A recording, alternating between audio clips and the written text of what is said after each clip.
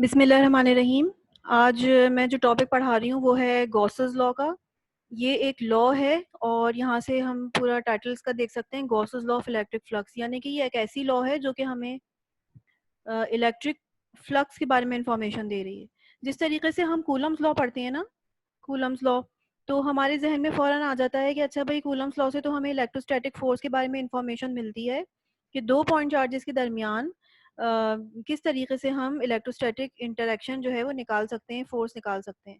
तो बिल्कुल इसी तरीके से गॉसेस लॉ एक ऐसी लॉ है जो कि बेसिकली हमें इंफॉर्मेशन देती है अबाउट एन इलेक्ट्रिक फ्लक्स। तो सबसे पहले हम अगर ये इलेक्ट्रिक फ्लक्स की डेफिनेशन समझ लें तो फिर हम इस लॉ की तरफ आते हैं।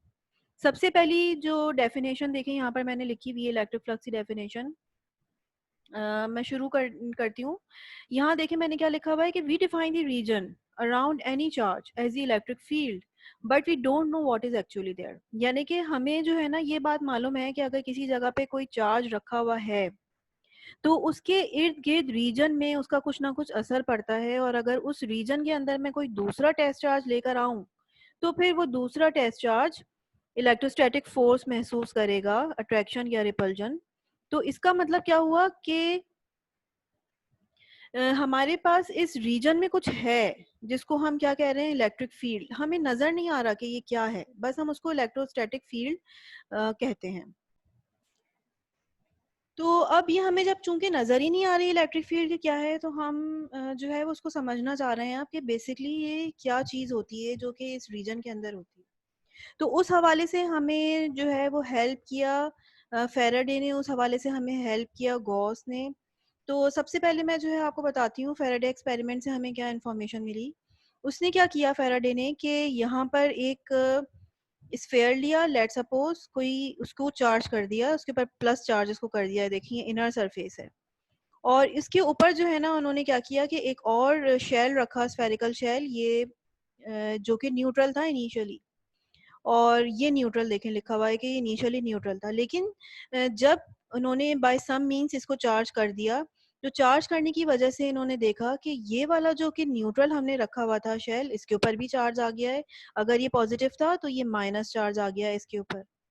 तो ये देखें इसके ऊपर पॉजिटिव चार्ज था प्लस क्यू इनर स्फेयर के ऊपर, और ये जो आउटर स्फेयर है उसके ऊपर नेगेटिव चार्ज आ गया है, और इसको हम कहते हैं इंड्यूस चार्ज।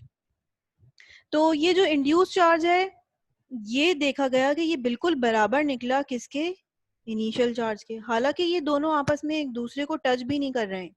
तो उसने जो है ना वो ये बात सपोज की कि there is something in the field which is displacing from this inner sphere to this outer sphere.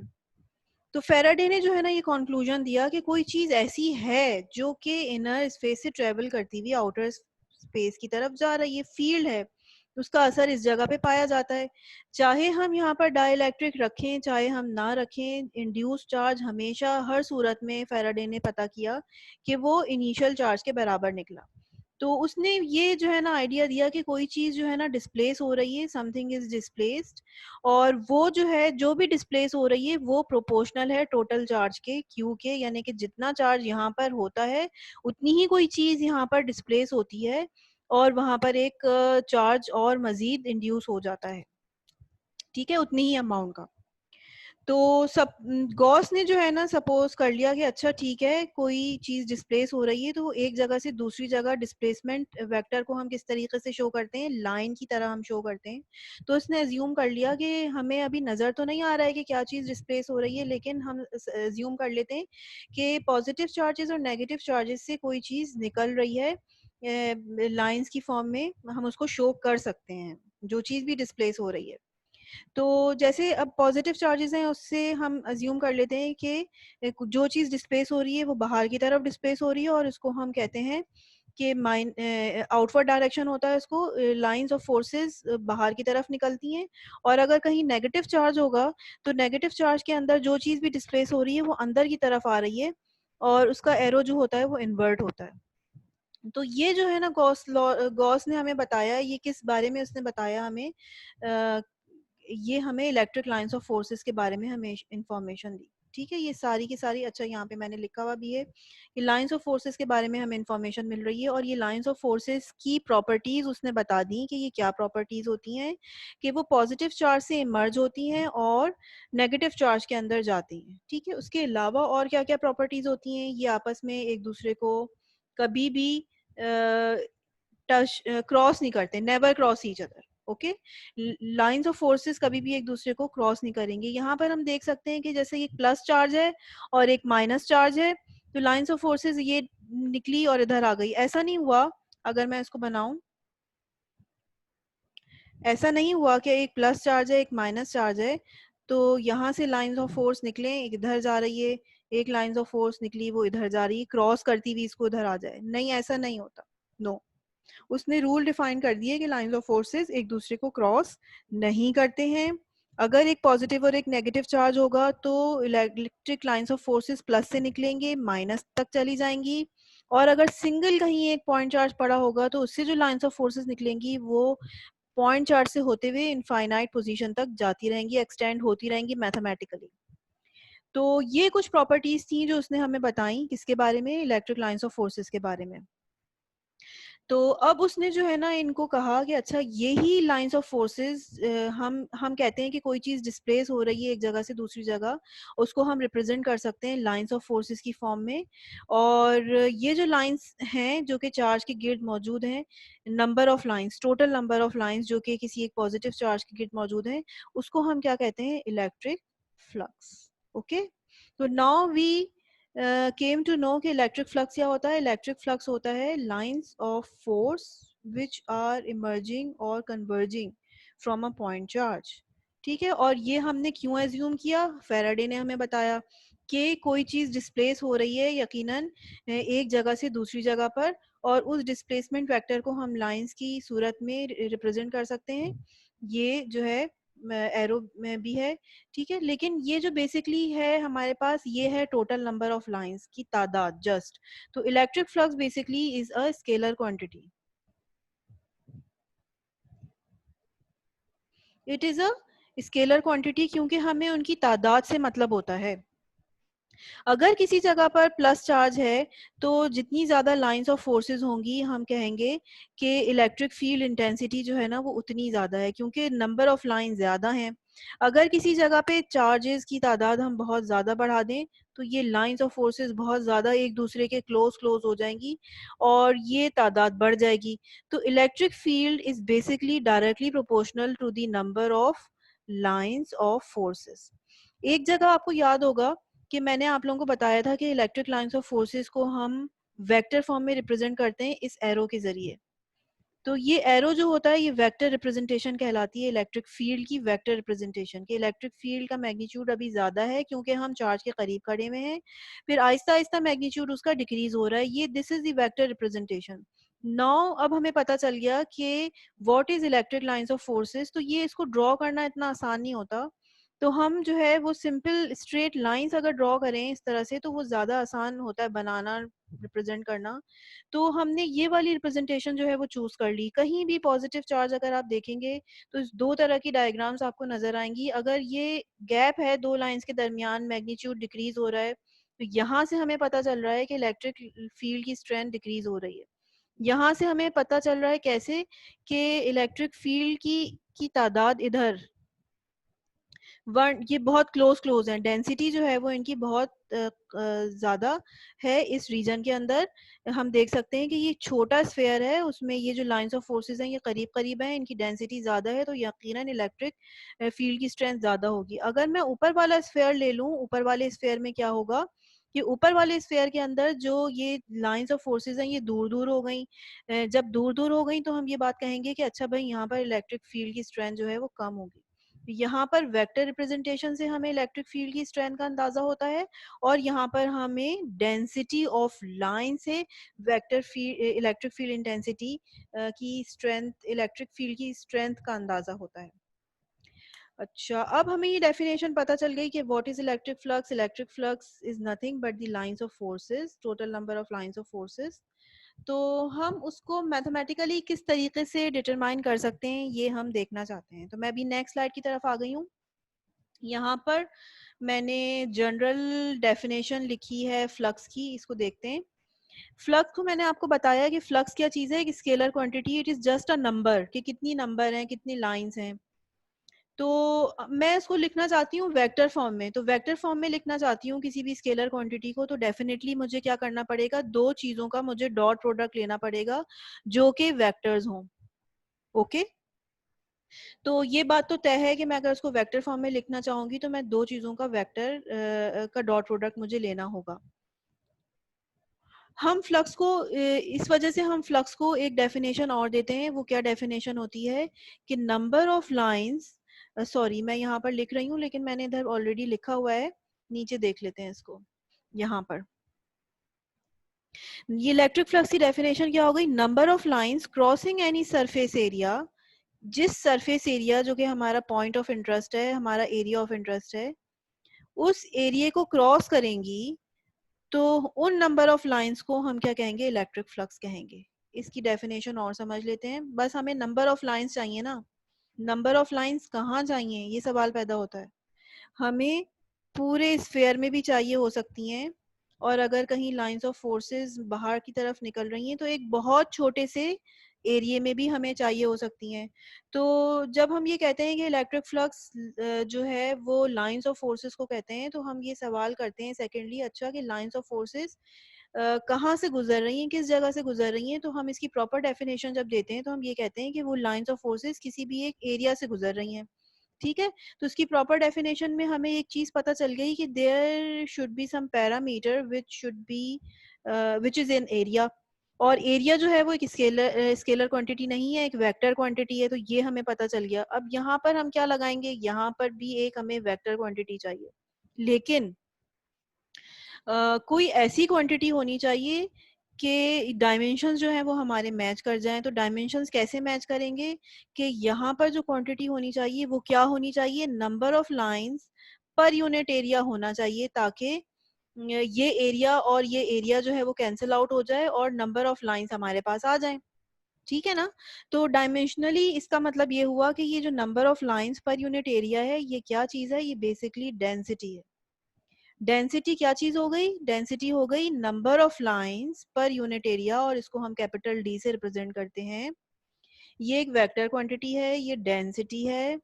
ठीक है, इसको हम कहते हैं फ्लक्स की डेंसिटी। इस बात को याद रखिएगा कि हम अभी तक तीन तरह की डेंसिटीज पढ़ रहे हैं जो कि चार्ज डेंसिटीज हैं। These are charge densities and these are scalar. लेकिन अभी जो हमने ये फंक्शन पढ़ा है, ये भी डेंसिटी है, ये फ्लक्स डेंसिटी है, and this is a vector. ये इलेक्ट्रिक फ्लक्स डेंसिटी है। Okay, this is an electric flux density and this is a vector quantity. और आगे चल के हम पढ़ेंगे कि एक मैग्नेटिक फ्लक्स डेंसिटी होती है, this is also the vector quantity. Density can be vector as well. ठीक है, तो ये जो है हमने इसको, इसका एक फॉर्मूला बना लिया कि फ्लक्स को हम इस तरीके से कैलकुलेट कर सकते हैं। जब हमने ये फॉर्मूला बना लिया तो हमने इसको डिफाइन किया कि अच्छा भाई ये जो डी है ये क्या चीज़ है, ये तो इलेक्ट्रिक फ्लक्स डेंसिटी है।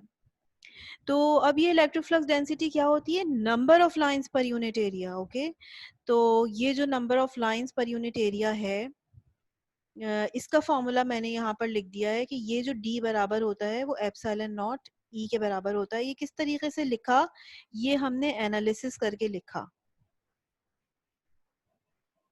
हमने एनालिसिस करके लिखा कि हमें डी का फॉर्मूला चाहिए। डी का फॉर्मूला होता है number of lines divided by area. सही है, लेट सपोज ये एक पॉइंट चार्ज है और ये टोटल सरफेस एरिया एक स्फेयर है। स्फेयर का एरिया होता है 4 पाई r स्क्वायर, ये हमें मालूम है। तो फेराडे ने हमें बताया था ना, अभी पिछली हमने स्लाइड देखी थी, उसके अंदर हमें फेराडे ने बताया था कि जो भी चीज डिस्प्लेस हो रही है it is proportional to the amount of charge present inside this sphere. Okay, तो बेसिकली ये जो डी है ये क्या चीज है, 4 पाई r स्क्वायर। और ये तो हमें देखा देखा सा फॉर्मूला लग रहा है, D is equal to Q upon 4 pi r square. अगर मैं यहाँ पर सिर्फ एप्सिलॉन नॉट और लगा दूं तो ये तो इलेक्ट्रिक फील्ड बन जाएगा ना, इलेक्ट्रिक फील्ड का formula electric field of a point charge. तो इसका मतलब हुआ कि there is a relationship between D and E. सही। तो मैं सबसे पहले क्या करती हूँ, इलेक्ट्रिक फील्ड का फॉर्मूला लिखती हूँ, K Q upon R square which is Q upon 4 pi epsilon naught R square. और अगर मैं क्यू 4 पाई आर स्क्वायर को एज इट इज रहने दूं और सिर्फ एप्सिलॉन नॉट ई को इधर ले जाऊं, तो ये बन गया एप्सिलॉन नॉट ई और ये बन गया Q upon 4 pi R square is equal to D. Okay, ये तो डी बन गया जो कि मैंने अभी पढ़ा था। तो यहाँ जो एनालिसिस मैंने की है, इस एनालिसिस की वजह से ये रिलेशनशिप कि d is equal to epsilon not E के बराबर होता है, तो d is equal to epsilon not E के बराबर जो है वो मैंने लिखा है।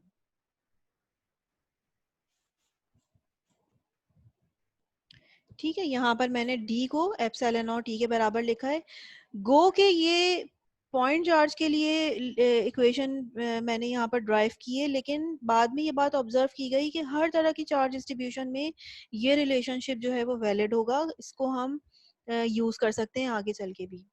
तो इलेक्ट्रिक फ्लक्स की जो है ना एक डेफिनेशन मेरे पास और आ गई, which is epsilon not E dot ए। ठीक है, और इसको मैं लिख सकती हूँ कि ये जो फ्लक्स है, ये टोटल के टोटल फ्लक्स, ये टोटल फ्लक्स बेसिकली किसके बराबर होता है, क्यू के बराबर। तो ये क्यू मैंने यहाँ पर लिख दिया, और ये एप्सिलॉन नॉट ई को मैं नीचे ले गई तो क्यू अपॉन एप्सिलॉन नॉट बन गया। तो बेसिकली दो फॉर्मूले बन गए हैं मेरे पास इलेक्ट्रिक फ्लक्स के। बल्कि मैं इसको यहाँ पर नहीं ट्रांसफर करती, आप इसको एज इट इज रहने दें, ये फॉर्मूला याद रखें बस, ये वाला फॉर्मूला काट देते हैं। इलेक्ट्रिक फ्लक्स के दो फॉर्मूले बन गए, एक तो ये वाला फॉर्मूला बन गया epsilon not E dot A which is equal to D dot A. Okay, और दूसरा फॉर्मूला बन गया कि flux is equal to Q. Flux का यूनिट होता है नंबर ऑफ लाइंस और यहाँ पर क्यू का यूनिट होता है कूलम्स। तो यहाँ से हमें ये इंटरप्रेट नहीं करना चाहिए कि कूलम बराबर हो गया नंबर ऑफ लाइंस के, क्योंकि या फ्लक्स का यूनिट भी कूलम हो गया और चार्ज का यूनिट भी कूलम हो गया। ये बाय इत्तेफाक से ये चीज चूंकि बराबर आई भी है तो हम इसको इस तरीके से लिखते हैं, नंबर ऑफ लाइंस को हम जस्ट नंबर ऑफ लाइंस ही बोलते हैं।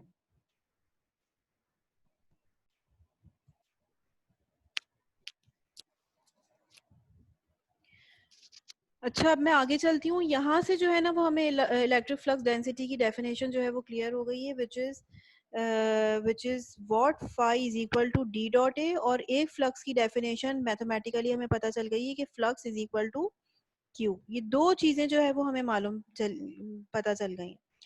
तो अब हम इसके न्यूमेरिकल करना चाहते हैं, हम मालूम करना चाहते हैं कि हम इसको मैथमेटिकली किस तरीके से डिटरमाइन करते हैं।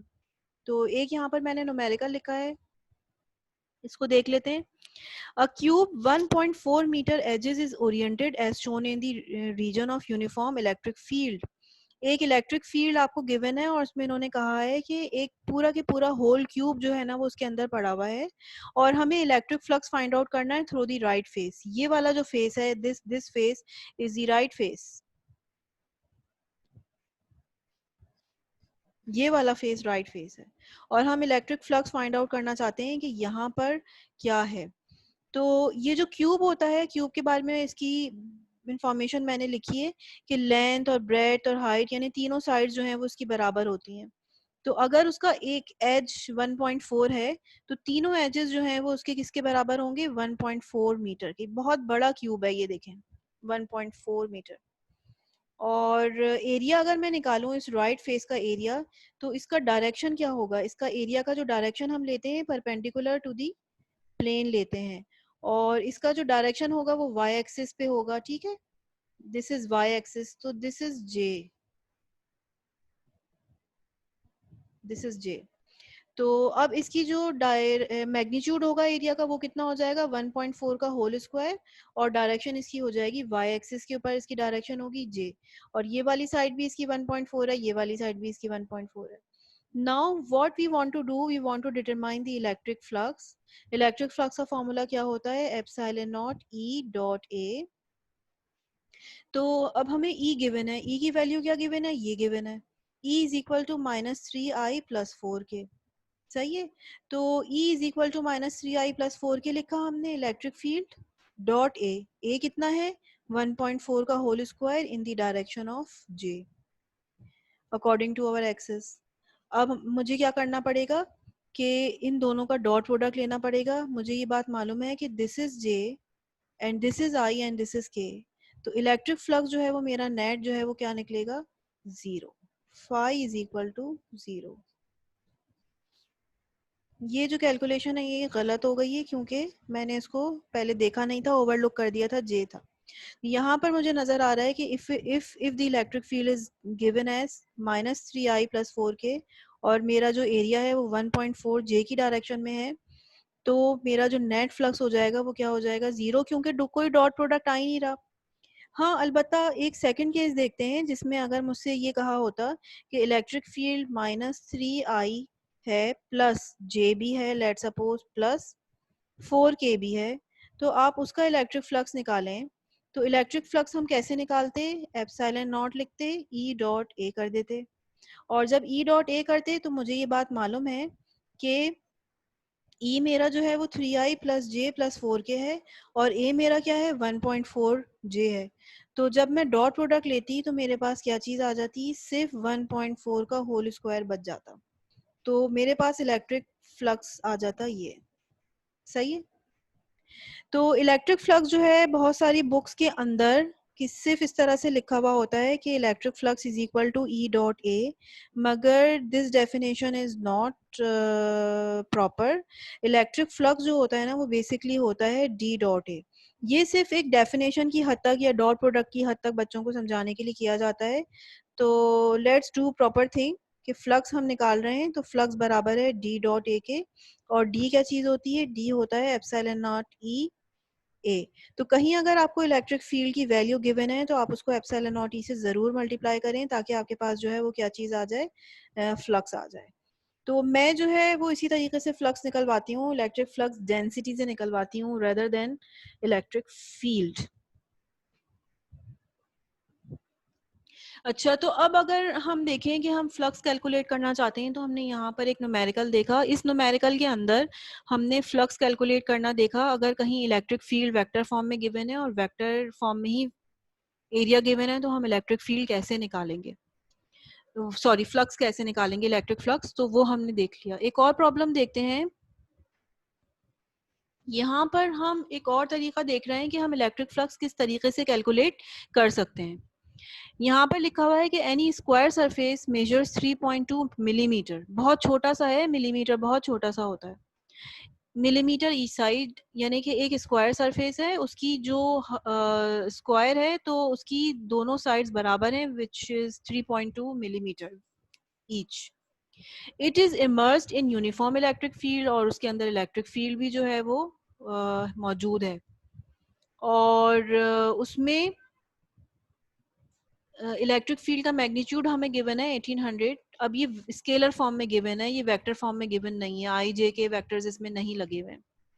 अब field lines make an angle of 65 degree, और ये जो 65 डिग्री का एंगल बना रही है, यानी कि ये जो हमें स्क्वायर शेप दिया हुआ है इसका परपेंडिकुलर डायरेक्शन एरिया का डायरेक्शन ये है, और इलेक्ट्रिक फील्ड यानी इलेक्ट्रिक फील्ड और एरिया का जो डायरेक्शन है वो क्या है, वो एक एंगल बना रहा है आपस में 65 डिग्री।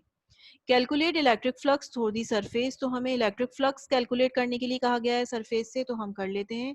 अब चूंकि हमें मैग्नीट्यूड फॉर्म में गिवन है तो हम इसको बजाय E डॉट ए करने की या D डॉट ए करने के हम E A cos थीटा रखेंगे, यहाँ पर एप्सिलॉन नॉट E भी लगाएंगे, क्योंकि मैंने आपको बताया कि phi is basically what, phi is D dot A is equal to D A cos theta, और D किसके बराबर होता है, एप्सिलॉन नॉट E के कॉस थीटा, सॉरी एरिया भी आएगा यहाँ पर। तो अब हमें क्या करना होगा, E की वैल्यू रखेंगे, एरिया की वैल्यू रखेंगे और कॉस थीटा की वैल्यू रखेंगे, ठीक है, और लास्ट में इसको एप्सिलॉन नॉट से भी मल्टीप्लाई करेंगे तो this would be our required flux. अगर आपको टीचर ने करवाया है कि आप फाई को ई डॉट ए से निकालें, दिस इज इलेक्ट्रिक फ्लक्स, तो वो तरीका भी उसी तरीके को फॉलो करें जिस तरह से आपको कोई दूसरा टीचर करवा रहा है, लेकिन मैं जो है उसको डी से ही करवाती हूँ फ्लक्स को। ओके अच्छा जनाब, अभी हमने जो है वो कैलकुलेट करना सीख लिया, ये देख लिया कि इलेक्ट्रिक फ्लक्स क्या चीज़ होती है। Electric flux is just the number of lines, और ये जो नंबर ऑफ लाइंस होती हैं ये ये जो है उसके हमने दो फार्मूले देखे कि नंबर ऑफ लाइंस या तो चार्ज के बराबर होती हैं क्यू के, या फिर नंबर ऑफ लाइंस बराबर होती हैं डी डॉट ए के। एक डेफिनेशन हमने फ्लक्स डेंसिटी की और देख ली, और अब मैं जाती हूँ गॉसेस लॉ की तरफ। गॉसेस लॉ जो है वो मेरी स्टार्ट हो गई है। अच्छा, अब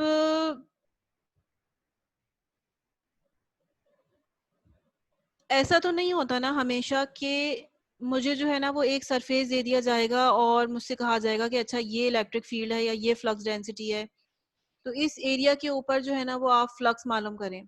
बाज दफा ऐसा भी तो होता है कि हमारे पास पूरा के पूरा एक क्लोज्ड सरफेस होता है, जैसे कि स्फेयर हो गया पूरा, या एक क्यूब हो गया। तो हमें जो है ना वो नेट फ्लक्स फाइंड आउट करने की जरूरत पेश आती है कि कितनी लाइंस ऑफ फोर्सेस जो है वो अंदर जा रही हैं और कितनी जो है वो बाहर निकल रही हैं। लेट सपोज 10 अंदर घुस रही हैं इनवर्ड, ठीक है, और बाहर कितनी निकल रही है lines of forces, for example 4 बाहर निकल रही हैं, तो नेट फ्लक्स जो है वो मेरा कितना हो जाएगा, नेट फ्लक्स हो जाएगा मेरा 6। तो ये होता है नेट लाइंस ऑफ फोर्सेस का मतलब, या नेट फ्लक्स का मतलब, कि अब हमारे पास ओपन एरिया नहीं होता जैसे कि हम पहले ले रहे थे, एक ओपन एरिया ले रहे थे, this is an open area, और अब क्लोज सरफेस ले रहे हैं तो this is the closed area. What is the definition of an open area and the closed area? ठीक है, यहाँ से हमें क्लियर हो रहा है कि अगर पूरा हमारा सरफेस बंद है तो हम उसको कहेंगे क्लोज सरफेस, पूरा पूरा फुल। लेकिन अगर हम सिर्फ एक छोटा सा हिस्सा ले रहे हैं जिसकी बाउंड्री एक दूसरे को टच नहीं कर रही है एक जगह तो फिर हम उसको ओपन एरिया बोलेंगे। तो बाज दफा हमारे पास क्लोज सरफेसेस भी होते हैं, और क्लोज सरफेसेस के अंदर हमेशा जो है वो नेट फ्लक्स फाइंड आउट किया जाता है। तो उस सूरत में हम क्या करेंगे, उस सूरत में हमें गॉस ने एक लॉ बताई, whenever we need to know the net electric flux in a closed surface, तो उस वक्त हम क्या फॉर्मूला इस्तेमाल करेंगे, ये यही वाला फॉर्मूला इस्तेमाल करेंगे, लेकिन बस यहाँ पर हम क्या लगा देंगे कि ये जो अब एरिया है वो क्लोज्ड है, circle represents the closed surface. और इस सूरत में कि जब हमारे पास क्लोज सरफेस हो, उस सूरत में जो फ्लक्स आएगा वो नेट फ्लक्स होगा, और वो नेट फ्लक्स का फॉर्मूला अब क्या हो जाएगा, D dot D A. Same formula we used earlier, but here we are taking the close loop. सही है। और अगर हमारे पास कोई क्वांटिटी कंटिन्यूअस नहीं है, इंटीग्रल फॉर्म में हम इसको नहीं ले रहे, जैसे कि ये है एक क्लोज सरफेस क्यूब, तो हमें पता है कि 6 फेसेस इसके होते हैं, तो ये वाला फॉर्मूला हमें 6 दफा लगाना पड़ेगा। इसकी एग्जाम्पल आगे चलकर आ रही है तो मैं उसमें आपको क्लियर कर दूंगी। तो anyway we have to take each side of the surface in order to find out the net flux, क्योंकि अब हमें क्लोज सरफेस के अंदर लेना है, और ये क्लोज सरफेस के अंदर जब हम लेना चाहते हैं नेट फ्लक्स, तो ये वाला जो चार्ज है, ये चार्ज कौन सा वाला है, ये चार्ज वो वाला है जो कि उस क्लोज सरफेस के अंदर रखा हुआ है, ये इनक्लोज सरफेस। अगर फॉर एग्जांपल मैं इस क्लोज सरफेस के अंदर जो है वो नेट चार्ज फाइंड आउट करना चाहती हूँ, तो ये जो Q है इट शुड बी इनसाइड। अगर बाहर कोई चार्ज रखा हुआ है तो उससे मुझे कोई मतलब नहीं है। तो नेट फ्लक्स का जो फॉर्मूला है वो हमें पता चल गया कि नेट फ्लक्स का फॉर्मूला क्या है। नेट फ्लक्स का फॉर्मूला है D dot D A is equal to Q enclose. ये क्यू जो है वो अंदर वाला चार्ज होता है, तो डी की जगह मैंने क्या लिख दिया, एप्सिलॉन नॉट ई, क्योंकि ये रिलेशनशिप मैं पहले निकाल चुकी हूँ, dot D A is equal to Q. और फिर ये एप्सिलॉन नॉट जो है चूंकि एक कांस्टेंट है, ये कांस्टेंट बाहर आ गया, और इसके बारे में भी मैंने शुरू के लेक्चर्स में डिस्क्राइब कर दिया था कि ये क्या चीज़ होती है। उसके बाद ई डॉट डी ए को हमने एज इट इज रखा। ये वाला फॉर्मूला हमारे पास किसके बराबर आ गया, फाई नेट या तो क्यू इनक्लोज्ड के बराबर होगा या फाई नेट जो है वो epsilon not E dot D ए के बराबर होगा। ठीक है, अब यानी देखें थोड़ा सा फर्क है यहाँ पर। जब हम निकाल रहे थे फ्लक्स इस फॉर्मूले में, तो ये फ्लक्स सिर्फ और सिर्फ यही वाला फॉर्मूला हम यूज कर रहे थे। ओके, उसको हमने पढ़ा तो था कहीं, कि मैं पीछे जा रही हूँ जरा सा, ये फैराडे ने हमें बताया था कि ये जो डिस्प्लेस हो रही है कोई चीज, ये बराबर होती है क्यू के, लेकिन इसने भी क्लोज सरफेस के अंदर बताया था। तो कहीं भी अगर हमारे पास क्लोज सरफेस होता है तो उस वक्त हम जो है ना फ्लक्स का दूसरा वाला फॉर्मूला जो है वो इस्तेमाल करते हैं। जैसे कि यहाँ पर आप देख सकते हैं कि एक फॉर्मूला मैंने ये पढ़ा था और एक फॉर्मूला ये पढ़ा था। तो ये कब इस्तेमाल करना है हमें, ये कब हमें इस्तेमाल करना है, अगर हमारे पास ओपन सरफेस है तो हमने कौन सा वाला फॉर्मूला इस्तेमाल कर लिया, phi is equal to D dot A वाला फॉर्मूला, ये वाला फॉर्मूला हमने इस्तेमाल कर लिया। लेकिन अब हम आ गए क्लोज सरफेस के ऊपर, तो हमें अब पता चल रहा है कि हम इस चीज को भी इस्तेमाल कर सकते हैं, और ये जो फ्लक्स का फॉर्मूला है इसको क्लोज सरफेस के लिए लिख दें और क्यू को लिख दें जो सरफेस के अंदर है। यहाँ पर हमने ये लिख दिया, तो दो फॉर्मूले हमारे पास जो है वो अब आ गए जो कि हम क्लोज सरफेसेस के लिए इस्तेमाल कर सकते हैं। ठीक है, पहले हम ई डॉट ए कर रहे थे और अभी हम दोनों कर सकते हैं। इसकी भी एग्जांपल देखते हैं। अच्छा, एक इम्पॉर्टेंट पॉइंट जो इसके अंदर हमें याद रखना है वो ये कि जो नेट इलेक्ट्रिक फ्लक्स होता है वो हमेशा जीरो होगा if there is no charge present inside any close surface. मिसाल के तौर पे क्यू भी ले लेते हैं हम। एक मेरे पास क्लोज सरफेस है, अगर लाइंस ऑफ फोर्सेस जितनी इसके अंदर जा रही हैं तो डेफिनेटली उतनी बाहर भी निकलेंगी ना। ठीक है, अगर चार चार्जेस जा रहे हैं, चार लाइंस ऑफ फोर्सेस जा रही हैं, तो इसके अंदर गायब थोड़ी हो जाएंगी, वो तो बाहर निकलेंगे। क्योंकि हमने ये बात पढ़ी है कि अगर प्लस चार्ज की वजह से लाइंस ऑफ फोर्सेस निकलती हैं तो वो इनफाइनाइट तक जाती हैं और वो बीच में गायब नहीं होती अनटिल एंड अनलेस यहाँ पर अगर कोई नेगेटिव चार्ज ना रखा हुआ हो तो एनीवेज, अगर इसके अंदर कोई चार्ज नहीं है, नो चार्ज, तो अगर बाहर किसी चार्ज की वजह से लाइंस ऑफ फोर्सेस जा रही हैं तो जितनी जा रही हैं वो निकल के बाहर भी चली जाएंगी। तो नेट फ्लक्स तो जीरो हुआ ना, नेट फ्लक्स तो जीरो हो गया।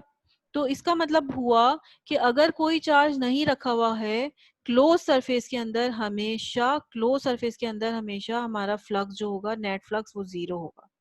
एक फेज की हम बात करेंगे तो ऐसा नहीं है। एक फेज के अंदर मैंने आपको निकालना बताया कि इलेक्ट्रिक फ्लक्स इस तरीके से कैलकुलेट किया जाता है, उस वक्त हम डी डॉट ए कर देंगे और फाइंड आउट कर देंगे। ओके, लेकिन we are talking here about the net flux, और चूंकि हम क्लोज सरफेस को भी डील कर रहे हैं।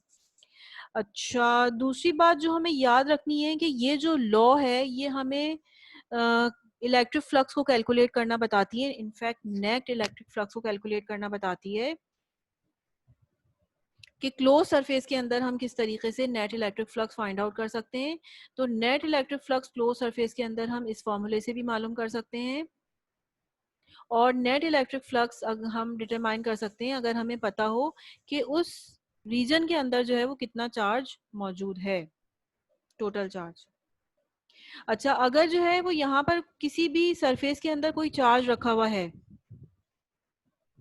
लेट सपोज प्लस क्यू रखा हुआ है, तो हम फौरन कह देंगे कि अच्छा इसका जो टोटल फ्लक्स होगा वो कितना होगा, दिस। ये पूरा करने की जरूरत ही नहीं है, बार बार बार बार आप करें इसको सॉल्व। जस्ट आप ये देख लें कि इसके अंदर कितना टोटल चार्ज मौजूद मौजूद है, that would be your flux. अगर माइनस चार्ज रखा हुआ है तो यहाँ पे माइनस लगा देंगे, क्योंकि लाइंस ऑफ फोर्सेस अंदर की तरफ जा रही होंगी, तो हम कह देंगे कि यहाँ पे फ्लक्स जो है वो कन्वर्ज हो रहा है, एंटर हो रहा है, सारा के सारा लीव नहीं कर रहा है। ठीक है, और ये जो है वो हमारा नेगेटिव फ्लक्स हो जाएगा अगर चार्ज नेगेटिव होगा तो।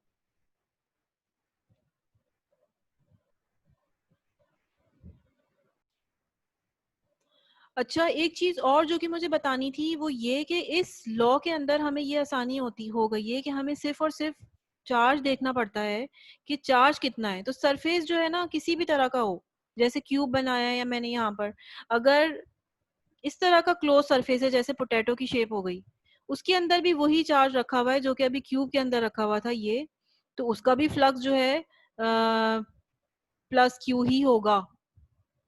चाहे आप अपना क्लोज सरफेस इरेगुलर शेप का बनाएं, चाहे आप क्यूब बनाएं, चाहे आप एक स्फेयर बना लें बॉल की शेप में, अगर उसमें क्यू अमाउंट रखा हुआ है, सेम अमाउंट ऑफ चार्ज रखा हुआ है, तो इसका भी फ्लक्स क्यू ही है, नेट फ्लक्स।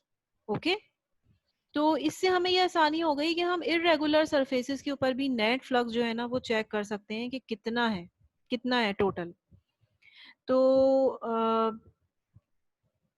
हमें अब यहाँ पर हमने दूसरी चीज ये सीखी कि अगर हमारे पास क्लोज सरफेस हो जाए तो क्लोज सरफेस के अंदर हम फ्लक्स इस तरीके से डिटरमाइन कर सकते हैं, उस वक्त हमारे डिग्रीज ऑफ फ्रीडम और बढ़ गए हैं। हम ये वाला फॉर्मूला भी यूज कर सकते हैं और हम ये वाला फॉर्मूला भी यूज कर सकते हैं। मुझे एक डिस्क्रिप्शन जो है वो और याद आ रही है जो कि बहुत इंपॉर्टेंट है, मैं उसको एक्सप्लेन करना चाहती हूँ। इसको पहले मैं रब कर दूं।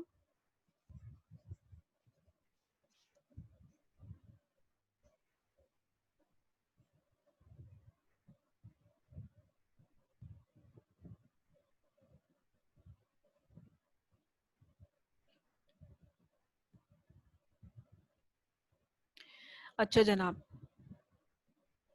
वो डिस्क्रिप्शन क्या है? मिसाल के तौर पे मेरे पास एक क्यूब है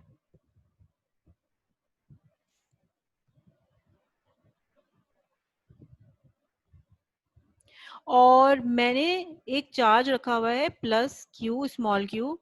तो इससे जो लाइंस ऑफ फोर्सेस है ना वो बाहर की तरफ निकलेंगी, कुछ इस फेस पे निकलेंगी, कुछ इस फेस पे निकलेंगी और कुछ इस फेस पे निकलेंगी। हर यानी 6 फेसेस होते हैं इसके, तो 6 फेसेस के ऊपर ये निकलेंगी। ठीक है, लाइंस ऑफ फोर्सेस।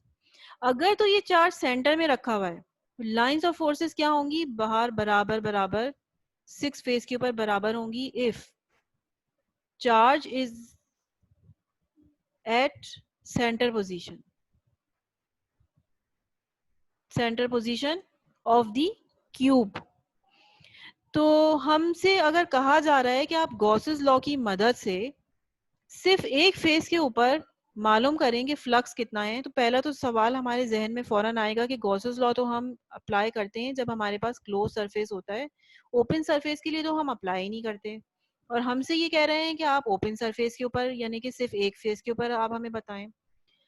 तो हम थोड़ा सा अपना दिमाग लड़ा के फिर हम ये कहते हैं कि अच्छा, गॉसेस लॉ तो अप्लाई की जाती है क्लोज सरफेस के ऊपर, तो हम कोई बात नहीं, क्लोज सरफेस के ऊपर हम चार्ज मालूम कर लेते हैं, फ्लक्स मालूम कर लेते हैं हम। Let suppose the flux is net flux is Q enclosed, और ये जो पूरा के पूरा हमारे पास क्यूब है उसके अंदर क्यू चार्ज मौजूद है, ये हमारे पास मौजूद है। लेकिन हमें तो सिर्फ एक फेस के ऊपर चाहिए, तो हम इसको क्या करेंगे? हम इसको डिवाइड कर देंगे 6 से। क्यों? क्योंकि हमें ये बात मालूम है कि ये जो चार्ज क्यू इधर रखा हुआ है ये सेंटर में रखा हुआ है। ये सेंटर में होने की वजह से ये हर जगह पर equal and opposite, sorry equally जो है वो लाइंस ऑफ फोर्सेस जो है वो डिस्ट्रीब्यूट करेगा।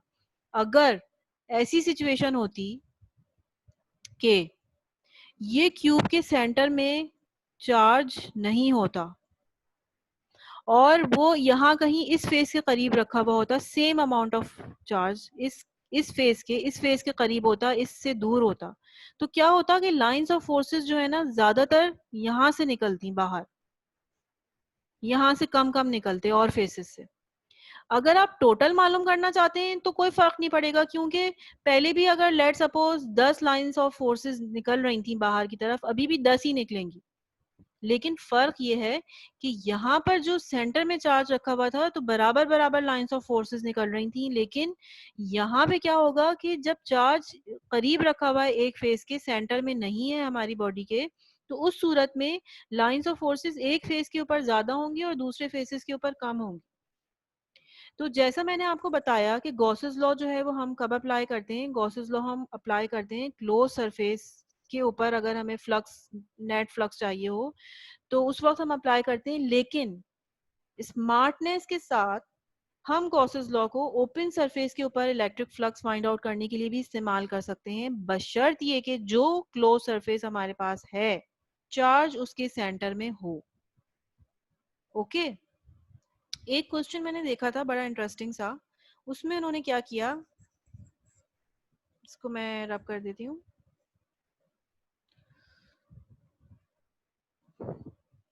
उसमें उन्होंने क्या किया था कि एक क्यूब लिया,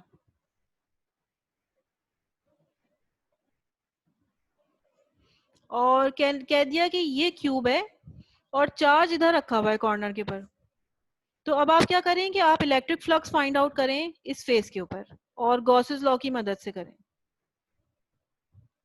कुछ भी गिवन नहीं है हमें, हमें इलेक्ट्रिक फील्ड वेक्टर फॉर्म में गिवन नहीं है, हमें एरिया गिवन नहीं है, सिर्फ हमें चार्ज मालूम है। तो हम फौरन समझ जाएंगे कि अच्छा भाई यही फॉर्मूला लगाना है, लेकिन कैसे लगाएं, ये तो सेंटर में रखा हुआ ही नहीं है। तो एक और स्मार्ट तरीका ये होता है कि अच्छा चलो कोई बात नहीं, ये यहाँ रखा हुआ है ना, हम इसके आगे पीछे क्यूब, इसी तरह के क्यूब और बना लेते हैं।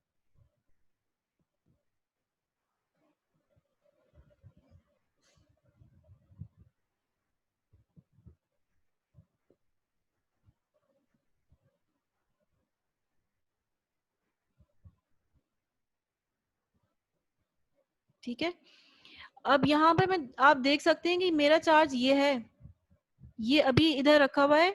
तो मुझे, अब जो मैंने आगे पीछे क्यूब बनाए तो ये सेंटर में आ गया ना। इसी तरीके से नीचे 4 क्यूब्स और बनेंगे, ये अभी ऊपर वाले के हिसाब से तो सेंटर में आ गया, लेकिन नीचे और क्यूब्स बनेंगे। जब नीचे और क्यूब्स बनेंगे तो मेरे पास तादाद जो है वो कितनी हो जाएगी क्यूब्स की, 1 2 3 4, और नीचे वाले भी 1 2 3 4। ठीक है, यानी एक साइड पे 4 फेसेस आ रहे हैं टोटल, ये बड़ा सा क्यूब है, 6 फेसेस हैं इसके, और इसको मैं कह सकती हूँ कि हर फेस के ऊपर चूंकि 4 छोटे छोटे क्यूब हैं, तो 6 4 24 छोटे छोटे मेरे पास टोटल फेसेस मौजूद हैं। तो इसका मतलब ये हुआ कि ये जो चार्ज है, ये जब अपनी लाइंस ऑफ फोर्सेस इमिट कर रहा है तो ये 24 क्यूब्स के ऊपर इमिट कर रहा है इक्वली। ठीक है, लेकिन हम जब टोटल फ्लक्स फाइंड आउट करेंगे तो हम कैसे करेंगे कि टोटल फ्लक्स जो होगा वो क्या होगा, Q ऑन 24 फेसेस। तो एक फेस के ऊपर फ्लक्स कितना होगा, हमें तो एक फेस के ऊपर चाहिए ना, तो डिवाइडेड बाय 24,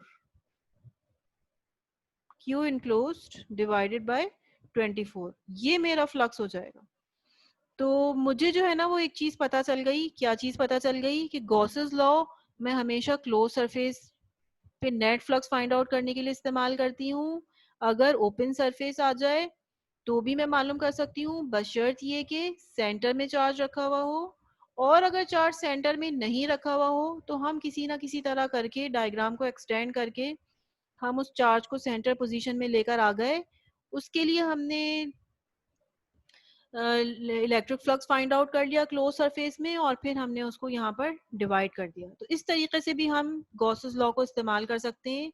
जब हम ये लॉ पढ़ रहे हैं तो हमें उसकी लिमिटेशंस का भी पता होना चाहिए कि किन किन सूरतों में किस किस तरीके से गॉसेस लॉ को इस्तेमाल किया जाता है। अच्छा, यहाँ पर एक प्रॉब्लम है, उसको देख लेते हैं। प्रॉब्लम क्या है, एक पॉइंट चार्ज है 1.84 microcoulomb is at the center of the cubical Gaussian surface, और उसकी जो एज है वो 55 सेंटीमीटर है हर साइड की। Find flux E through the surface. तो आपसे ये कह रहे हैं कि फ्लक्स मालूम करें, टोटल फ्लक्स जो है वो कितना है वो फाइंड आउट करना है आपको। तो अगर आपको एरिया गिवन भी है तो कोई ज़रूरत नहीं है, गॉसियन सरफेस पे, क्लोज सरफेस पे आप मालूम करना चाहते हैं तो this is your close surface. उसके अंदर का सिर्फ और सिर्फ आपको अमाउंट मालूम होना चाहिए, ये वाला फॉर्मूला यूज़ करेंगे और हम जस्ट नंबर ऑफ लाइंस जो है वो डिटरमाइन कर लेंगे, यानी फ्लक्स डिटरमाइन कर लेंगे, नेट फ्लक्स डिटरमाइन कर लेंगे। ठीक है, ये बहुत सिंपल सी प्रॉब्लम थी। अच्छा, अब उसके बाद हमें जो है यहाँ पर थोड़ी सी एडवांटेजेस लिखी हुई है, वो देख लेते हैं क्या हैं गॉसेस लॉ के फायदे। अच्छा, ये जो फॉर्मूला है ना इलेक्ट्रिक फ्लक्स का, उसके अंदर हमारे पास इलेक्ट्रिक फील्ड आती है। तो इसका मतलब ये है कि हम इलेक्ट्रिक फील्ड भी फाइंड आउट कर सकते हैं इसकी मदद से। ये देखें, फ्लक्स जो है उसके अंदर क्या, फ्लक्स का फॉर्मूला होता है डी डॉट ए, और डी का फॉर्मूला क्या होता है, E epsilon not E dot A. तो इसमें ई आता है तो हम ई जो है वो फाइंड आउट कर सकते हैं, ई फाइंड आउट कर सकते हैं हम इस फॉर्मूले में, और ज़्यादा आसानी से कैलकुलेट कर सकते हैं जो कैलकुलेशंस हमने पीछे की थी। किस तरीके से हमें पता चलेगा, आगे चलेंगे तो फिर हमें पता चलेगा कि हम गॉसेस लॉ से इलेक्ट्रिक फील्ड कैसे आसानी से कैलकुलेट कर सकते हैं।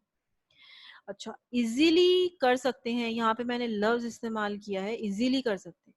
और इजीली कैसे कर सकते हैं? अगर इलेक्ट्रिक फील्ड जो है वो कांस्टेंट है एट दी क्लोज्ड सरफेस। इसको मैं थोड़ा सा एक्सप्लेन कर देती हूँ इस पॉइंट को, क्योंकि ये बहुत इंपॉर्टेंट पॉइंट है, ये आगे चल के यूज होगा।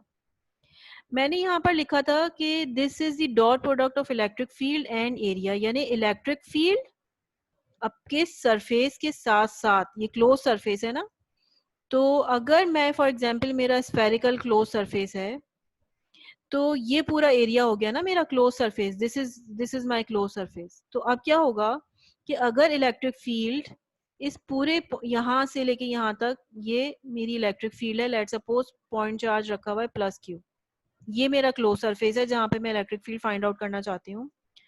तो मुझे पता है कि इलेक्ट्रिक फील्ड इस पॉइंट पे चूंकि r डिस्टेंस बराबर है, तो इलेक्ट्रिक फील्ड जो है वो कांस्टेंट है इस पूरे के पूरे सरफेस पे। तो जब मैं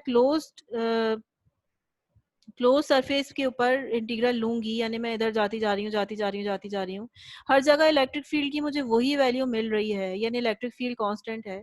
इलेक्ट्रिक फील्ड जो है वो इस मेरे एरिया के ऊपर डिपेंड ही नहीं कर रहा है, इलेक्ट्रिक फील्ड कांस्टेंट है।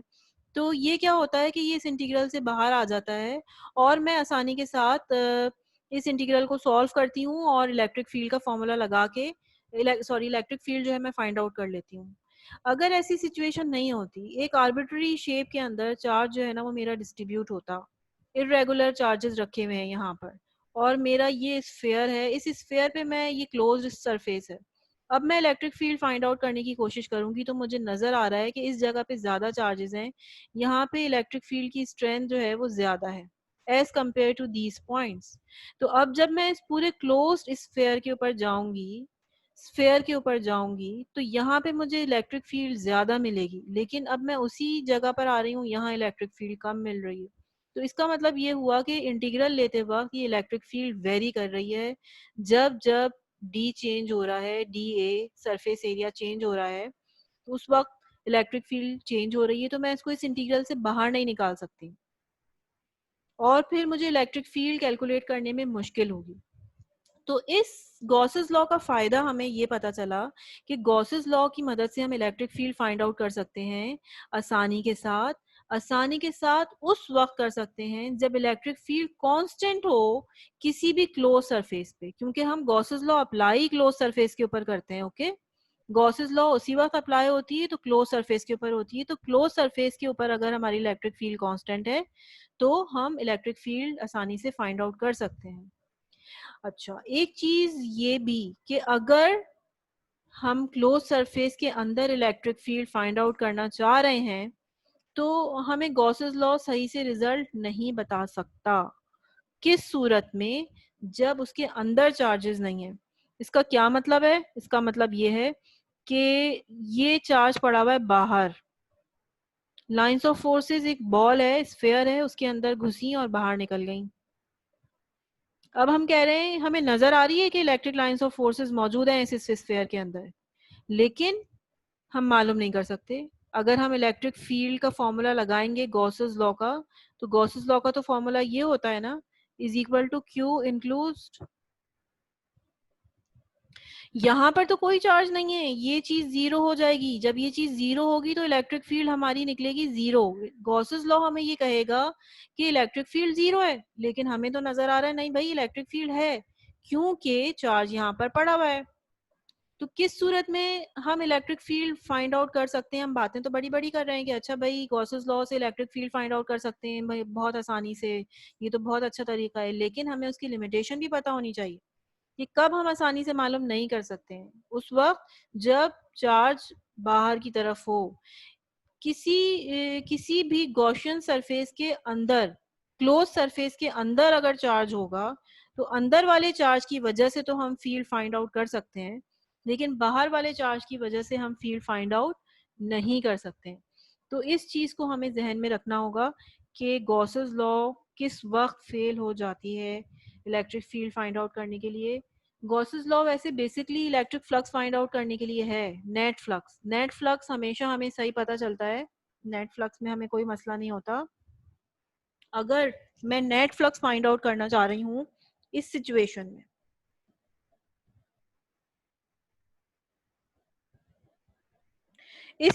में, नेट फ्लक्स फाइंड आउट करना चाह रही हूँ, तो नेट फ्लक्स सही निकल रहा है। क्यों? क्योंकि जितनी लाइंस ऑफ फोर्सेस बाहर की तरफ जा रही हैं उतनी ही निकल गई, नेट फ्लक्स तो जीरो ही हो गया ना। तो हम यहाँ पर अगर नेट फ्लक्स डिफाइन कर रहे हैं,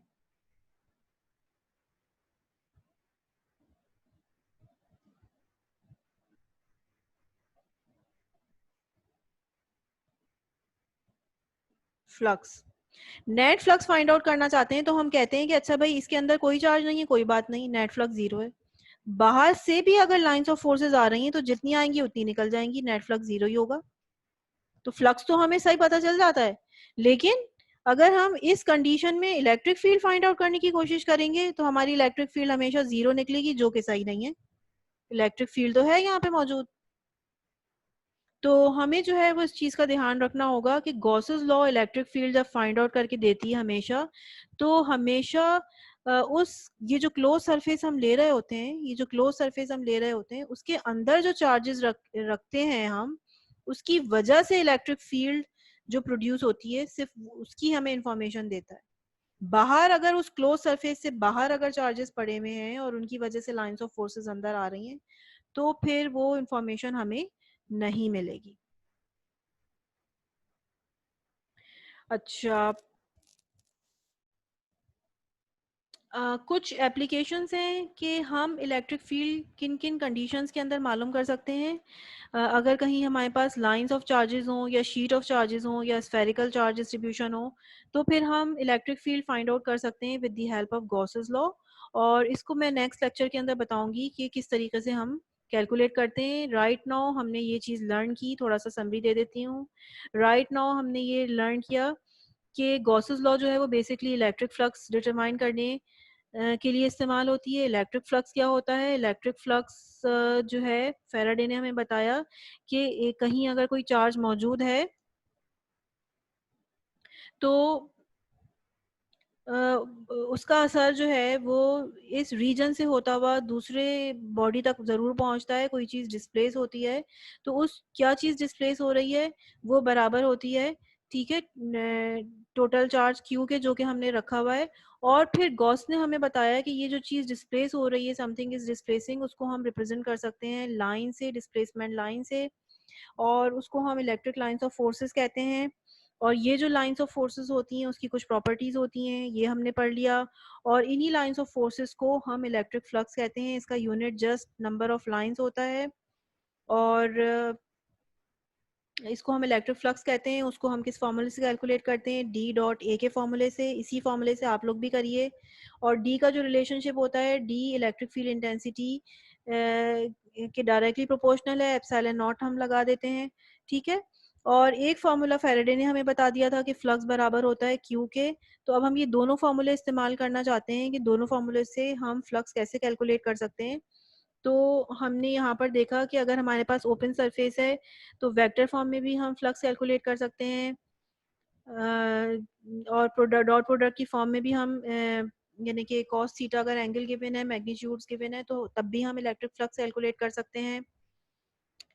नेट फ्लक्स कैसे कैलकुलेट करते हैं वो हमें गॉस ने बताया कि हम इन दोनों चीज़ों को इक्वेट कर देते हैं तो फिर हमें नेट फ्लक्स पता चल जाता है।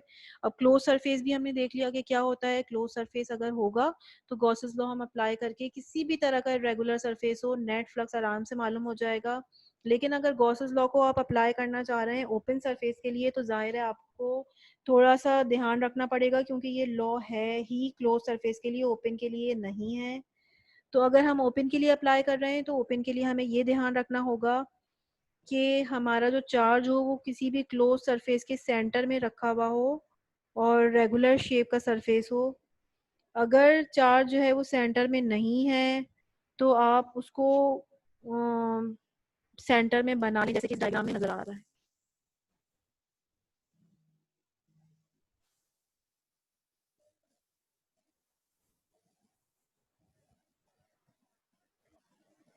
और ये हमने देखा कि इलेक्ट्रिक फील्ड जो है वो हम डिटरमाइन कर सकते हैं इस लॉ की मदद से, और किस सूरत में हम इलेक्ट्रिक फील्ड आसानी से फाइंड आउट कर सकते हैं। नेक्स्ट लेक्चर में मैं आप लोगों को बताऊँगी कि इलेक्ट्रिक फील्ड कैसे हम आराम से डिटरमाइन कर सकते हैं।